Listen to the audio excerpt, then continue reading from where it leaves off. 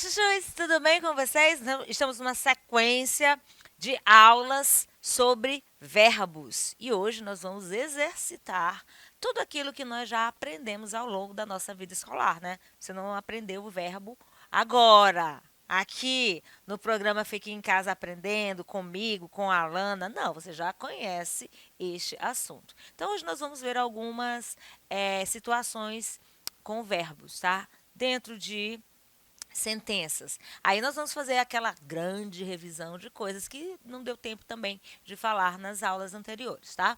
Vamos aqui para trabalhar os modos verbais, tá? Sobre os modos verbais está a correta sequência. Nós já sabemos que os modos podem ser indicativo, subjuntivo e imperativo, tá? Então, assim, o modo verbal, não tem o, né? Modo verbal que expressa ideia de certeza quando um fato é concluído como real. 2. Modo verbal que expressa dúvida, incerteza, quando há poucas possibilidades de concretização da ação verbal. E 3. Modo verbal que pode estar na forma afirmativa ou na forma negativa. Expressa ideia, ordem, conselho ou pedido. Né? Então, isso aí nós já sabemos. Modo indicativo, modo subjuntivo e modo imperativo. Eu já dei as dicas. Então, resposta certa é a letra C. Modo que expressa uma ideia de certeza, quer dizer, o indicativo. Amanhã irei ao cinema. É algo certo. Acertei com você. Amanhã eu tenho gravação às 8 da manhã. Eu estarei aqui. Coisas praticamente certas de acontecer, tá bom? Agora, quando existe uma dúvida, né, uma incerteza, quando não há uma grande possibilidade dessas ações serem concretizadas, aí eu tenho o modo subjuntivo. Quando eu digo assim, que eu consiga ser aprovada naquele concurso, que eu consiga, mas posso não conseguir. Então não há uma certeza. Agora, quando eu digo fique em casa aprendendo. Eu estou sugerindo, eu estou orientando. Quando a mãe diz assim, não saia de casa, ela está dando uma ordem. Ou quando ela diz assim, não saia de casa, ela está fazendo um pedido. Então, ordem, pedido, desejo, modo e imperativo. Tá bem aqui, ó. Cadê, meu Deus? Modo verbal que pode estar na forma afirmativa ou negativa, né? Não saia ou saia. Não saia. Saia daqui, ó. Negativo e afirmativo, tá? Expressando ordem, expressando um conselho ou um pedido, né? Presta atenção. Não me faça sorrir agora. Não tira a minha. Tira uma dúvida para mim. Então, você está fazendo um pedido, tá bom?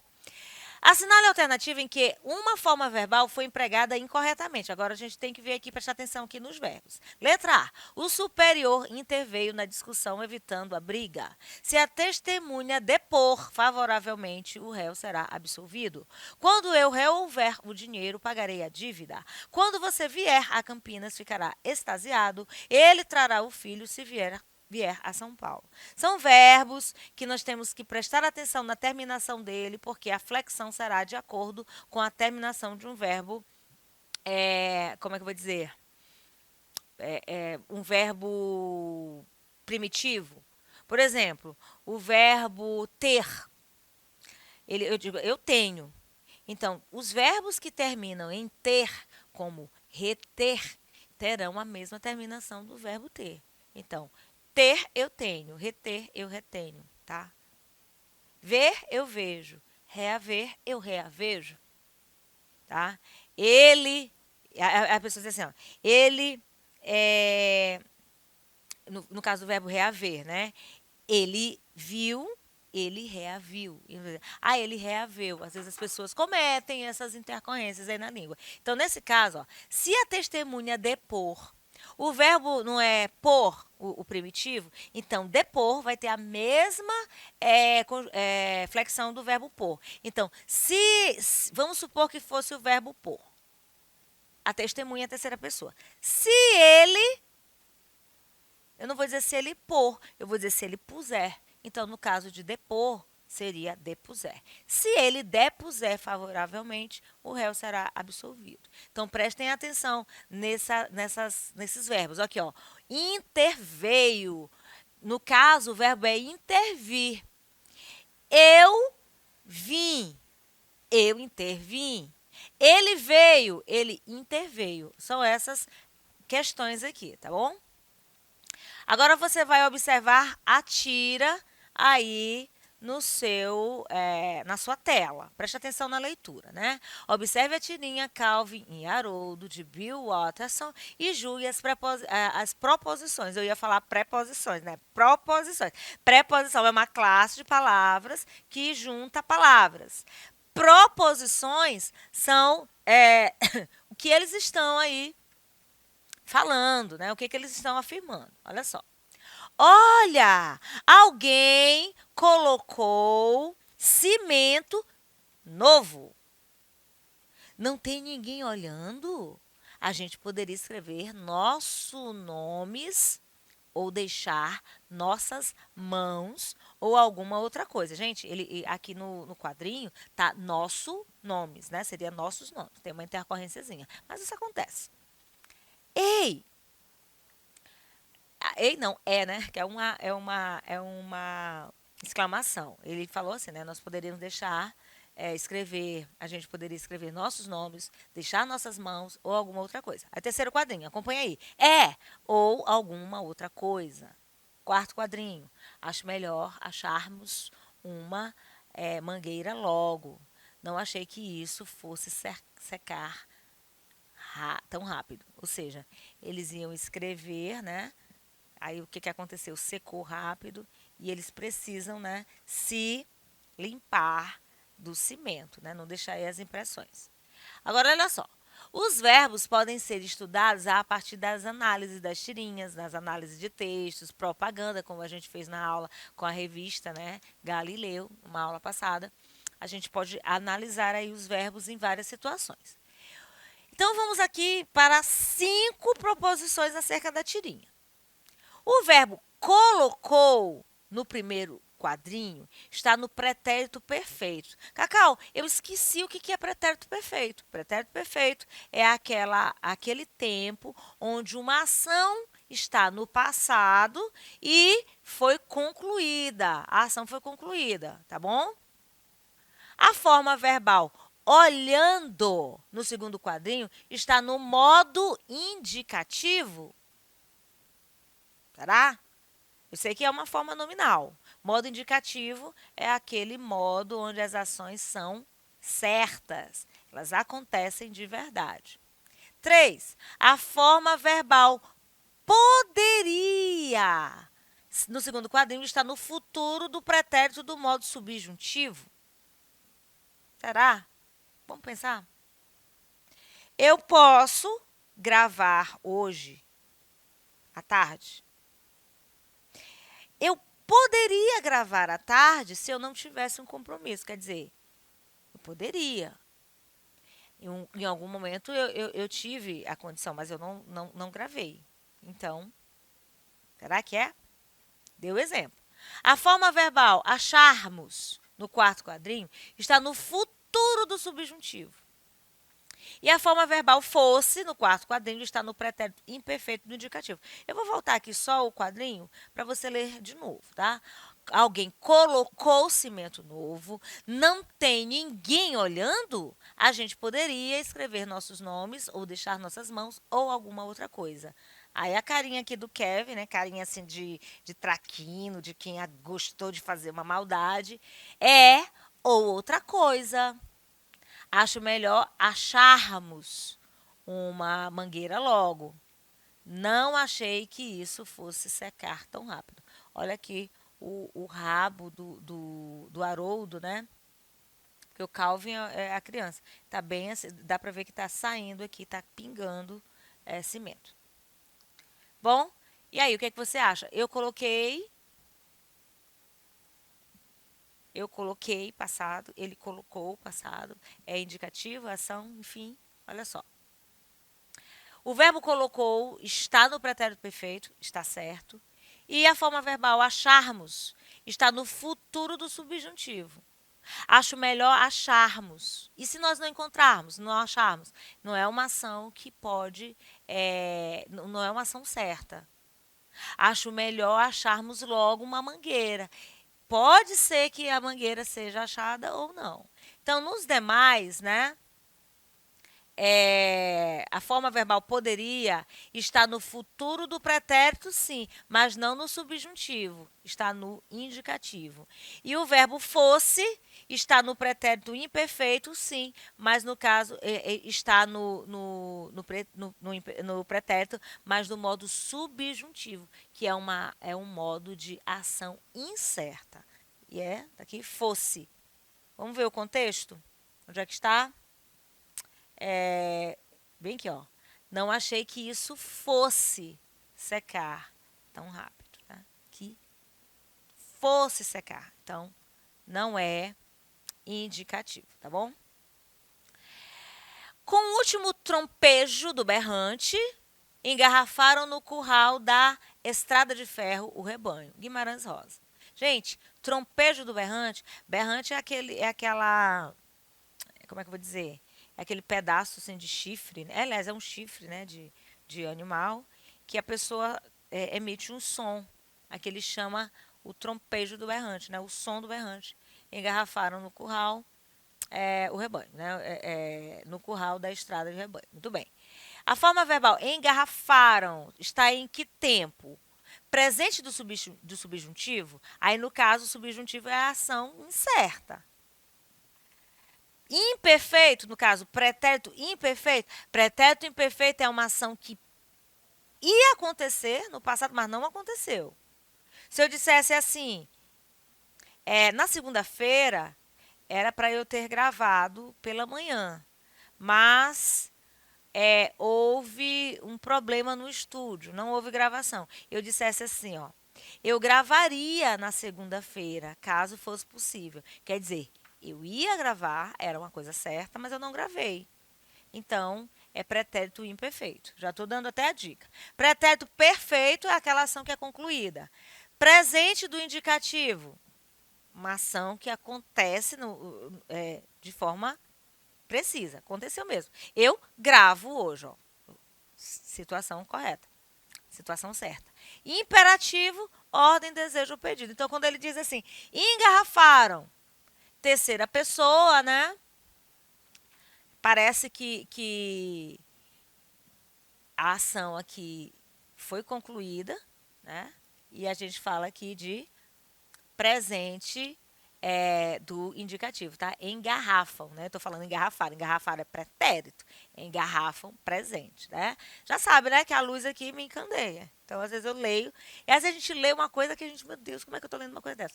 Engarrafam. Se fosse engarrafaram, aí seria pretérito perfeito, tá bom? Mas como é que engarrafam, presente do indicativo, tá bom? Em todas as frases, os verbos estão na voz ativa. Cacau, o que é voz ativa? É aquela voz onde o sujeito pratica a ação. Voz passiva é aquela voz onde o sujeito sofre a ação. Quer ver só? Cacau gravou aulas no estúdio. No estúdio, pronto. Pretérito. Gravou, né? Mas eu pratiquei a ação. Agora, quando eu digo assim, as aulas foram gravadas por Cacau. O sujeito passou a ser as aulas e não Cacau. Mas a ação quem praticou foi a Cacau. Então, o sujeito sofre uma ação, voz passiva. O sujeito pratica a ação, voz ativa. O sujeito pratica e sofre a ação, voz reflexiva. É aquilo que a gente, o sujeito pratica a ação nele mesmo. No caso, pentear-se, coçar-se, banhar-se. São coisas que nós, né, o sujeito é a mesma pessoa, pratica algo em si mesmo. Bom? Então, olha só. Ele que sempre viverá órfão de afeições legítimas e duradouras, como então seria feliz? O quinhão, aí no caso você tem que ver o sujeito, né? No caso ele. O quinhão de ternura que ela pretendia estava intacto no coração do filho. Os dois quadros tinham sido é, bordados por Mariana e Ana Rosa, mãe e filha. Os quadros tinham sido bordados. Tá? Presta atenção na ação, quem pratica a ação e quem é um sujeito. Ela dizia inúmeras viagens, as inúmeras viagens que tinha feito até ali, contava episódios a respeito do Boqueirão. Sobre a banca de Madalena estava o envelope que ele tinha falado. Então, claro, né? Quem sofre a ação aqui são os dois quadros e quem pratica a ação, Mariana e Ana Rosa, sujeito que estão na voz ativa. Aqui, gente, exceto. Então, aqui não tem voz ativa, tá? É voz passiva. Então, em todas as frases os verbos estão na voz ativa. Exceto aqui, ó, que é a voz passiva. Sexta questão. Olha só, eu quereria a minha última crônica que fosse pura com este sorriso. Gente, quereria, o verbo querer no pretérito imperfeito é isso mesmo, eu quereria, quer dizer, eu quis, mas eu não pude ter esse feito. Quereria. Também não é muito usual no nosso dia a dia. É uma linguagem bem refinada, uma linguagem bem poética, usada principalmente numa linguagem literária. Assinale a série que estão devidamente classificadas as formas verbais em destaque. Quereria e fosse. Quereria. Futuro do pretérito. Fosse presente do subjuntivo. Que fosse pura como esse sorriso, mas pode ser que não seja, tá? Pretérito mais que perfeito, pretérito imperfeito do subjuntivo, pretérito mais que perfeito, presente do subjuntivo, futuro do pretérito, pretérito imperfeito do subjuntivo, pretérito perfeito, futuro do pretérito. Gente, o que é o pretérito mais que perfeito? É quando você se refere a uma ação no passado, certo? Aliás, você se refere ao passado, só que nesse passado a ação é bem anterior, certo? Isso é futuro do pretérito, que não é muito utilizado na linguagem do dia a dia, nem mesmo em textos formais diários. É uma linguagem bem mais erudita. Então eu digo assim: eu quis é pretérito.